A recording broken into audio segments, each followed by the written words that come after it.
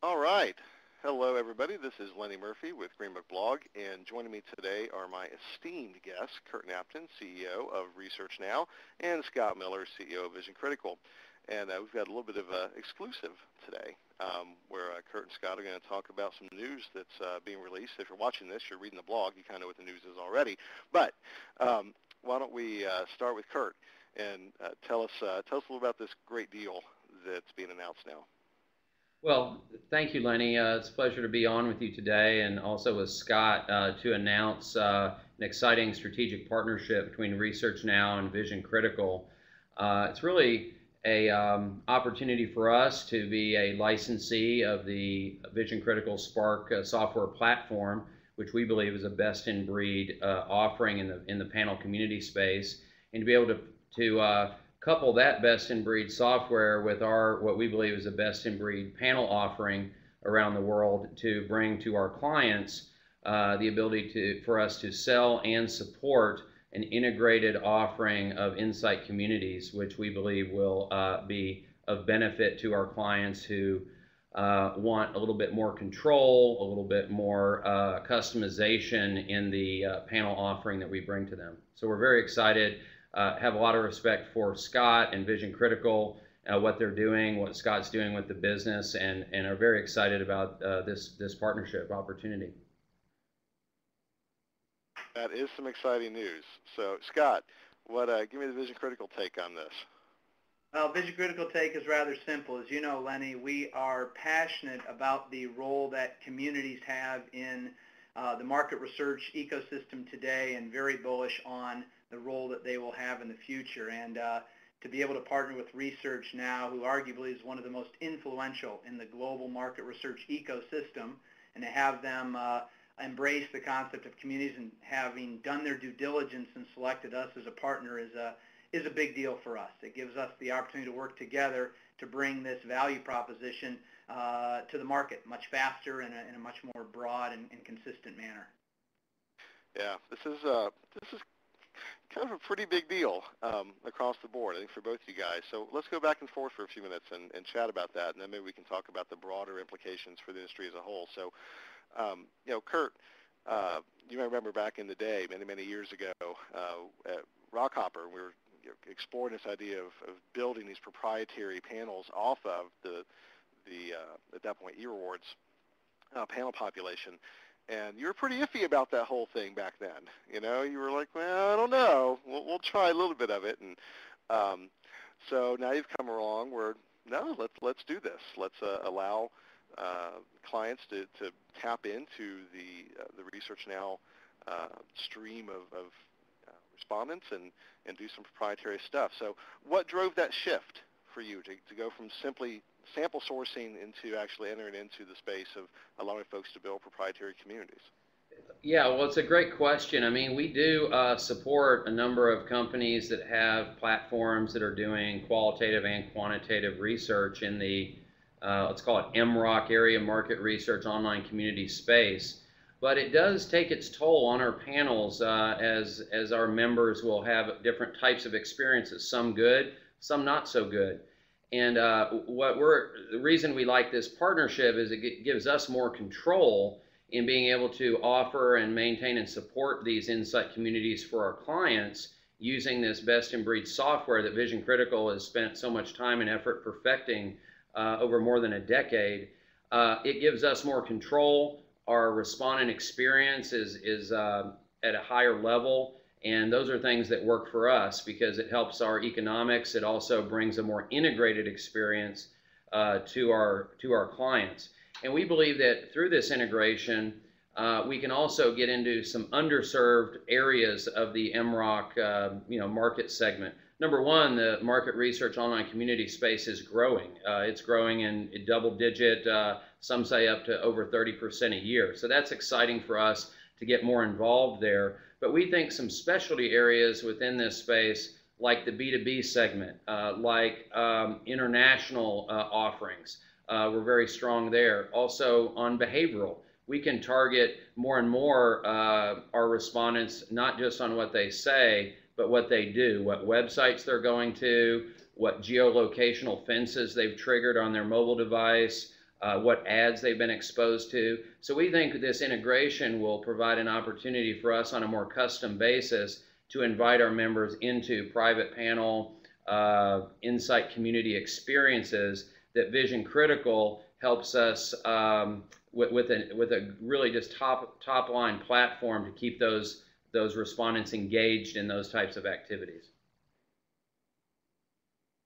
That's very cool. The possibility of integrating in your social media tools for your conversation and the mobile platform, and utilizing that as a broad-based system to engage the consumer in the community process, regardless of channel, regardless of technology, is really, really neat. So Scott, when thinking about all the tools that are available, Vision Critical has obviously always pushed the boundaries of innovation in terms of the types of techniques and technologies that can be deployed for research. This is certainly based on the Spark platform. Are you going to roll out some of the other tools that are part of the Vision Critical wheelhouse and that you're also currently developing into this as well, or is it just going to focus on the kind of core Spark system for now? Great question, Lenny.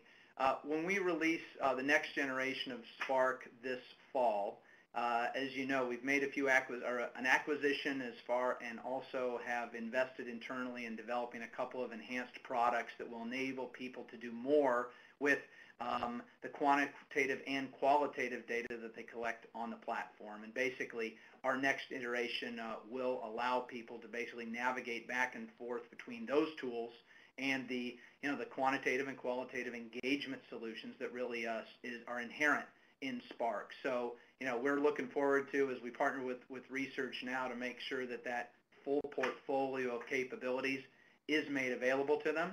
Now, it'll take some time to get everything completely integrated, but to answer your question directly, yes, the DiscoverText acquisition will be part of our ecosystem as we roll into the fall, as will our idea screening capability, our co-creation capability, and one or two other things that we will announce in the next few months. And yes, we will be working with Research Now to make sure that their teams are trained up on how to engage and leverage those capabilities to the same degree that we can internally. Kurt, is Annie Pettit just chomping at the bit to get hold of DiscoverText and start trying to play with that? Yeah, this is why this partnership, I think, can really work. Vision Critical are always working on the next version. How can they make it better? And that's their core competency.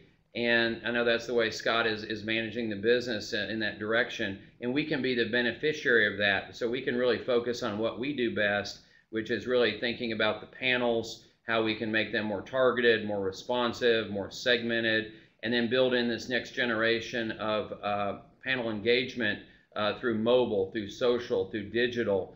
And that's why it works really well together. And we're excited about the new versions that they'll bring to bear, and looking forward to understanding all the whistles and bells so we can then license that technology and communicate it to our clients, so the market research community and professional market researchers can get the most out of what there is to offer. All right, so we're going to step into a little bit of possibly dangerous territory for a second, Kurt. You have always predominantly served market research suppliers. And I know that you also have in-client relationships. Actually, I remember vividly a few years back that one of my clients went directly to you and kind of cut us out because it was more cost effective. So, and that's fine. As you're bringing in these capabilities, that opens up the door, at least for the possibility that that more end clients are going to want to engage directly with Research Now rather than with traditional full-service agencies. So is there going to be a service component that you're building into this as well, or is the positioning going to be more of, look, we've got the technology and invite research companies to just use you guys from a technology and sample sourcing standpoint, and they provide the service? Well, it's a great question. I mean, our core and the large majority of our business is really focused directly on the market research community, the market research agencies. That's our bread and butter, and that's how we're geared up to be successful. And so we're not interested in becoming a full service company. We are like to call ourselves Switzerland, or neutral in the sense of we'll power anyone up who wants to use, our panels and our capabilities, and we really want to serve the professional market researchers. And so, that's what we'll do. The fact of the matter is we do have some technologies that the market research agency world has been slow to adopt in the mobile space, in the digital behavioral tracking space, some in the social media space, that we are talking directly to end clients because they want to use that technology. However, we're not offering a full service capability in those cases, and that's really not where we want to take the business. We want to leverage our business model to really get rapid scalability, and that doesn't mean hiring the kind of people that are going to make recommendations and do all the design work. That's really not where we want to go with it. So we are interested in powering anyone up who wants to use our services, and that includes the market research agencies. All right, that's. I think a lot of people are probably really happy to hear that, and I think it's the right thing. So, Scott, you actually Vision Critical struggled with that same fine line for many, many years. So, Yep. What does this mean as you're kind of morphing now? Well, Lenny, most of our partners are full-service market research agencies. Most of them are smaller to mid-size agencies who in many cases are really pushing the value proposition of insights and having a greater impact on the way that their clients use market research and the way that they make decisions with it, et cetera. And it's call it the blocking and tackling, the process stuff that really doesn't provide that much of a revenue stream or a value proposition for them. So we actually view this as almost kind of the opposite opportunity, which is if Vision Critical is able to provide the platform and Research Now is able to put more insight communities into the marketplace, and they are not really trying to provide this full service value proposition that a lot of our partners want to, that really is their bread and butter. We actually see it as an opportunity for those partners to increase their engagement with their customers, to have more communities in the marketplace that based on their skills they can leverage in order to add value to their customers. As a matter of fact, over the last 12 to 18 months, as you kind of mentioned, we've been migrating some of the full service relationships, the research and consulting component of kind of the ecosystem over to some of our partners.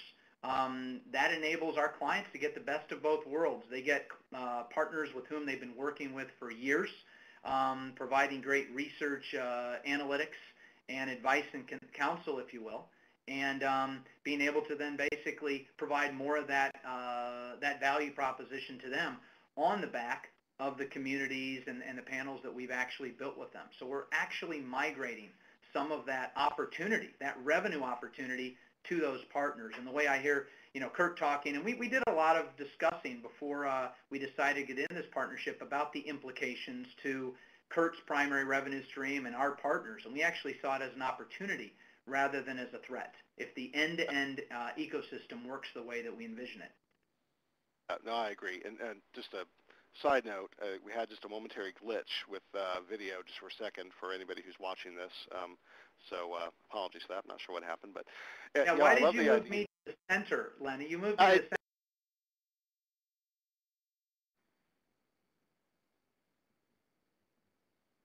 I don't like that. I like it on the side. I'm not sure what happened. All of a sudden, my video is gone, and I was okay, and I clicked again. So this is Adobe's fault. Or Murphy's Law in effect once again. That idea of empowering the industry and taking some of the grunt work from a technology standpoint and making that scalable, I think it's a fantastic solution. Obviously, we've seen a lot of entrants from outside the research space view things the same way, and we're seeing their growth, rapid growth. Google, some of those players. So I think that it's just tremendous that you guys are teaming up to create this suite of tools to allow researchers to really excel. And I think, Kurt, you really said it too, and that's an important message that I hope people hear, that clients have needs, and they're going to go where those needs can be met one way or the other. Your companies are in the business of meeting client needs, creating opportunity, creating revenue, right? Mobile, social, et cetera, et cetera. So as you're incorporating those into this overall integrated platform of services, hopefully that will allow traditional Forest Service companies to divest themselves of some of those more labor-intensive and costly resources for data collection, shift that to you guys, focus on what we do best, which is full-service research, focusing on the insights and the strategy. You've got my seal of approval from that positioning. So you mentioned, as we see things playing out, is that your view on how we think the marketplace is going to shape up over the next few years? Is multiple platform providers like you guys, and then kind of an evening of the playing field in terms of the insights space, where the full service companies focus more on that and look much more like maybe consultancies on data collection I think providers. so. I mean, the industry is moving so rapidly. You just see the incredible adoption of the smartphone, for example, and the impact it has on people's lives, where they're accessing content on the internet more frequently on the smartphone than they are on the laptop or the desktop computer.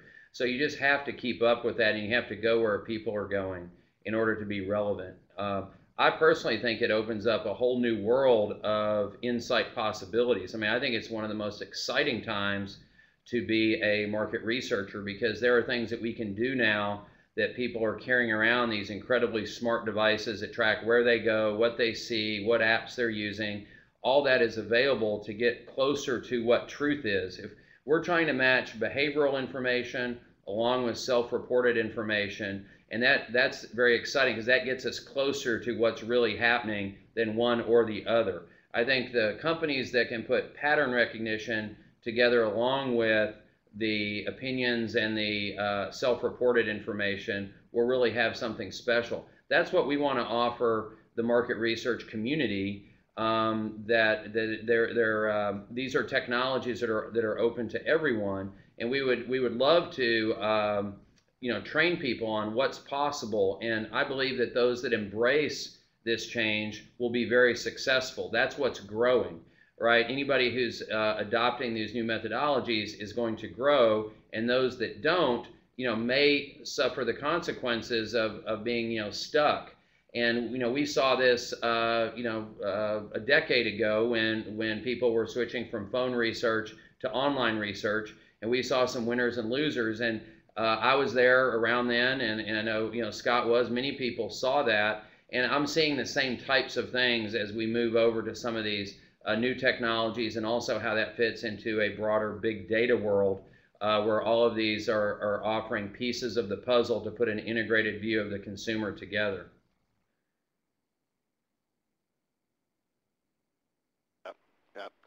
Scott, you're nodding, so we're preaching to the choir.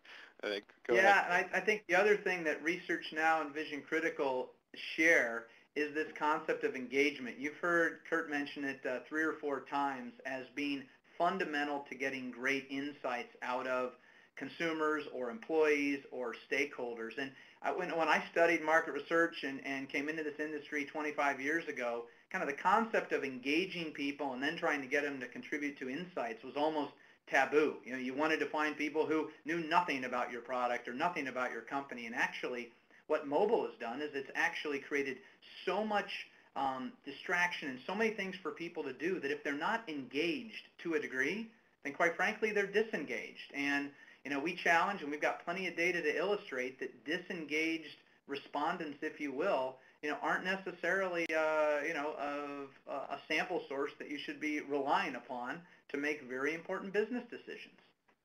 Yeah, it's interesting. Last week, I had the opportunity to, pollen. Excuse me. Nothing like coughing in the middle of an interview. I had the opportunity to talk to some folks involved with the academic side of our business from training. And,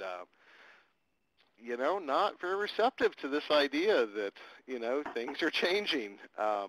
And a lot of what they may teach within their coursework may not be particularly relevant a few years from now. I think that's a real challenge. A lot of folks with their head in the sand.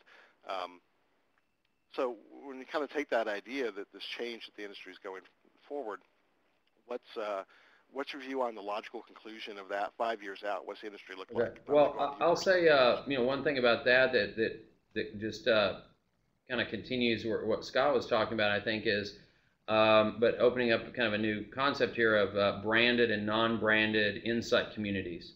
Before, a lot of customers or their clients would say, yeah, I want to pull my customers into an insight community. And that's great. There's a lot of learning to be had by listening to your customer and understanding, what they want, what they don't want, and where they're going. But with this integrated offering, I think we have a more of a one-stop shop to get to the non-branded or someone who's interested in a category. Let's say they're interested in music, right? But they don't necessarily need to know that Apple or RCA Records or someone else is the one who's doing the research. They just know they're in a community that has an affinity to a particular topic, and then that way you can get insights that you might not get.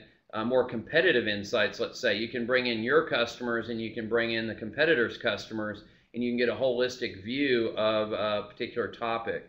And so with this integration and with our panel assets and targeting, we'll be able to do that maybe to a greater degree than in the past. So when you talk about bias in research, there's different types. Some may say, well, if you're more engaged or less engaged, this introduces something.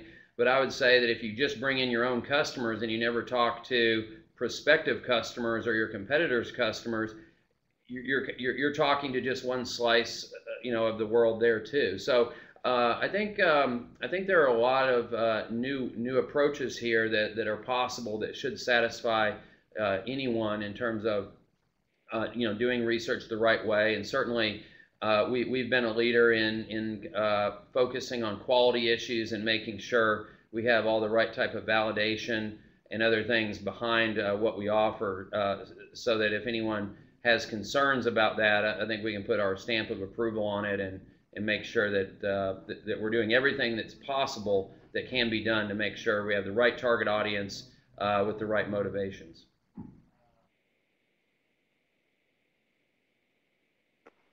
Now, I guess I would just add, Lenny, that the combination of longitudinal data, which is what our platform stores and what Kurt's platforms do on their broader sample management system, combined with predictive analytics, is going to answer a lot of those questions over the next several years. I mean, we know already, once we look back on a couple years of data and the way that people have answered certain questions and things they've told us, being able to match that to what actually happened in the marketplace, we know whether people are giving us information that we can stand behind for our clients to make decisions, or whether there's things in our methodology or our data collection that actually need to be refined over time.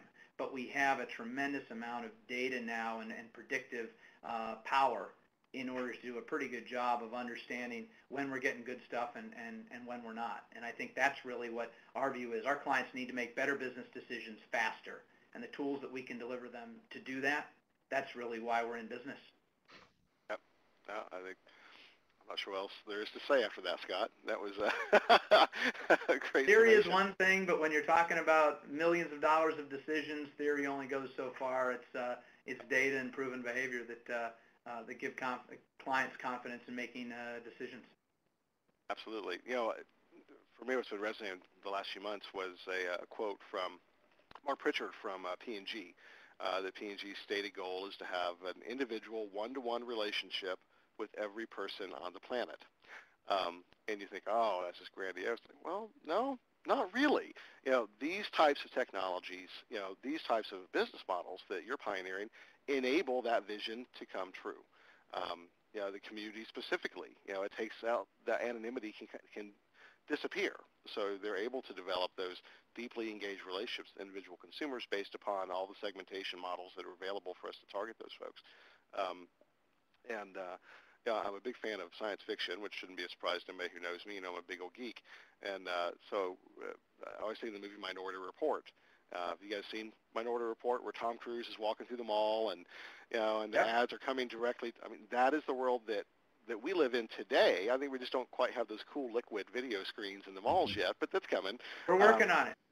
We are. Or who needs them? We have our phones. So it's exactly the same thing. So you guys are certainly helping to create that reality. Some people may think that's a terrible thing. I think that it's a very, very cool thing.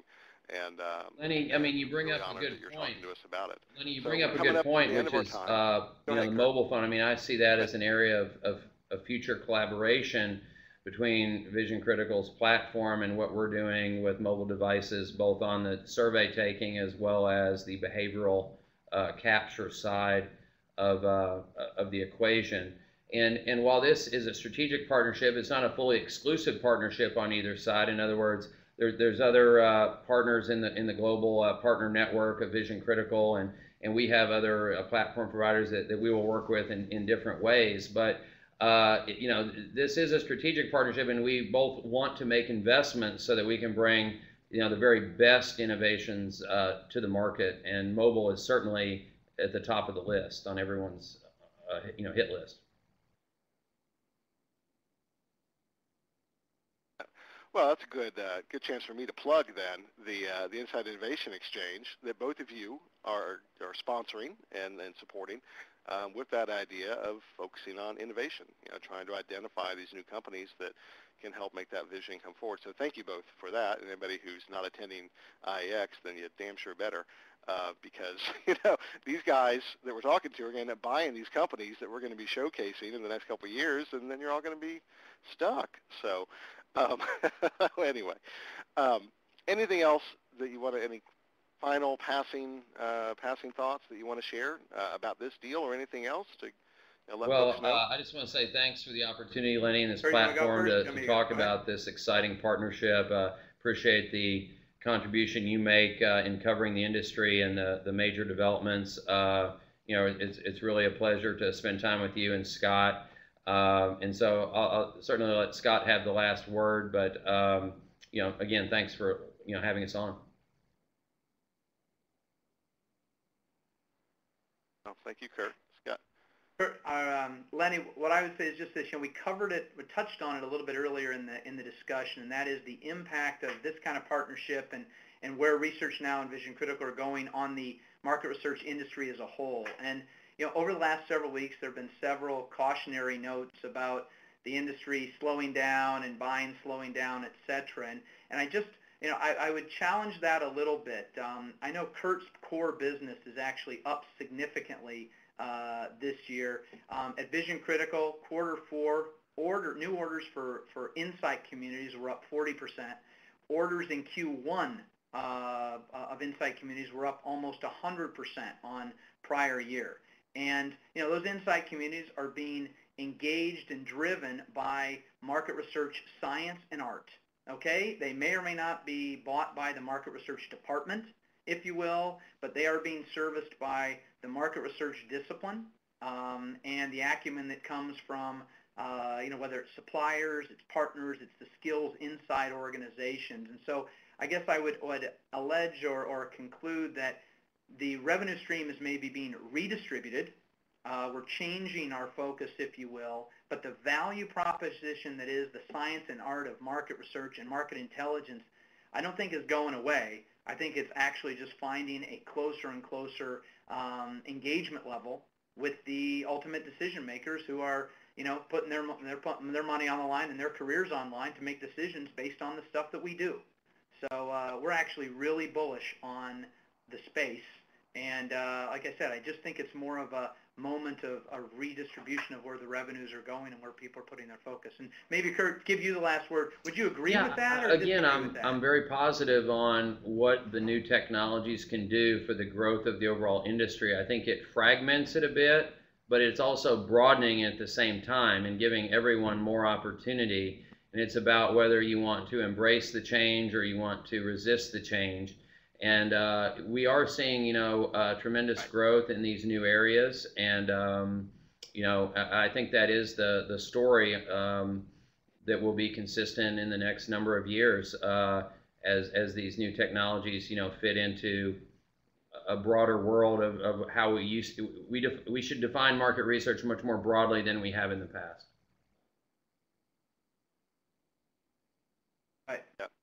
Agreed wholeheartedly. The you know, the MRS effort last year when they brought in Price Waterhouse to kind of redefine the market I know a lot of folks had issues with that. I thought it was right on. And certainly I'm consistently, when I see the Hanamichael report, and God bless Jack Hanamichael and Larry Gold for what they do, but my view always is it's incomplete. You got, Kurt, Research Now is not on there. What the hell? I mean, hey, once you guys grow, you'll get there. Don't worry, young man. Under the radar screen as long as you can. That's right. Let's go with that. Yeah, that's right. That's right. Or Good even, point. I think the great example was when SurveyMonkey got that $1 billion valuation. Everybody said, "Whoa, what?" But yet, here they were, a company that everybody kind of laughed at. They had a market capitalization equal to the largest companies in the space. So I agree. I think research is going to continue to grow. The need for research is going to grow. You guys are going to help support that vision going forward. And hats off for seeing the writing on the wall and shifting your business models as well to accommodate that.